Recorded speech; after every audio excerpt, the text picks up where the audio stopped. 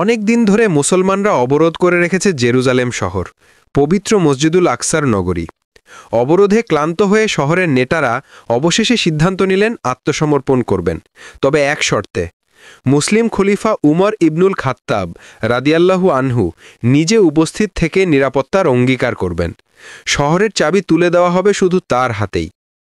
বিচক্ষণ খলিফা উমর রাদিয়াল্লাহু আনহু রক্তপাতহীন এই প্রস্তাব গ্রহণ করলেন। রওনা হলেন মদিনা থেকে জেরুজালেমের পথে, প্রায় ৯০০ কিলোমিটারের দীর্ঘ সফর। সঙ্গে কেবল তার এক ভৃত্য ও একটি দুর্বল উট। এমন বিশাল সাম্রাজ্যের খলিফা, অথচ নেই রাজকীয় কাফেলা, নেই সৈন্যবাহিনীর প্রদর্শনী, শুধুই সরলতা আর তাকওয়া। পথে উমর রাদিয়াল্লাহু আনহু ও তার ভৃত্য চুক্তি করলেন, পালা করে উটে চড়বেন, আরেকজন দড়ি ধরে হাঁটবেন। একবার উমর বিশ্রাম নিলেন, একবার ভৃত্য। দুইজনের মর্যাদায় কোনো পার্থক্য নয়। একজন শাসক আর একজন ভৃত্য, কিন্তু মানুষ হিসেবে দুজনেই সমান। দীর্ঘ সফর শেষে পৌঁছে গেলেন জেরুজালেমের প্রান্তে। মুসলিম সেনারা অবাক। তারা বলল, হে আমিরুল মুমিনিন, আপনি যদি উটের দড়ি হাতে হেঁটে শহরে প্রবেশ করেন, অমুসলিমরা আপনাকে তুচ্ছ ভাববে। অনুগ্রহ করে উটে চড়ে ঢুকুন, আমাদের সম্মানটুকু রাখুন। উমর রাদিয়াল্লাহু আনহু শান্ত কণ্ঠে বললেন, আমার ভৃত্যের সাথে চুক্তি হয়েছে।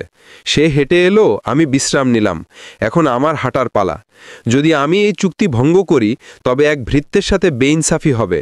যে নিজের মানুষের সাথে ন্যায় রাখতে পারে না, সে অন্য জাতির সাথে কেমন ন্যায় করবে? তারপর তিনি বললেন, আমরা এমন জাতি যাদের কোনো সম্মান ছিল না। আল্লাহ আমাদের ইসলামের মাধ্যমে সম্মান দিয়েছেন। যদি আমরা ইসলাম ছাড়া অন্য কিছু দিয়ে সম্মান খুঁজি, আল্লাহ আমাদের আবার লাঞ্ছিত করবেন। সৈন্যরা নীরব হয়ে গেল। উমর রাদিয়াল্লাহু আনহু উটের রশি হাতে, পায়ে ধুলো, চোখে বিনয়, সেইভাবেই ঢুকলেন জেরুজালেমে। শহরের মানুষ ভেবে নিল উটে বসা মানুষটিই খলিফা। পরে যখন জানল দড়ি হাতে হাঁটা সেই সাধারণ পোশাকের মানুষই উমর ইবনুল খাত্তাব, তখন তাদের চোখে পানি চলে এলো। ভয় মুছে গেল, বদলে গেল গভীর শ্রদ্ধায়। শত্রু পরিণত হলো প্রেমে ও সম্মানে।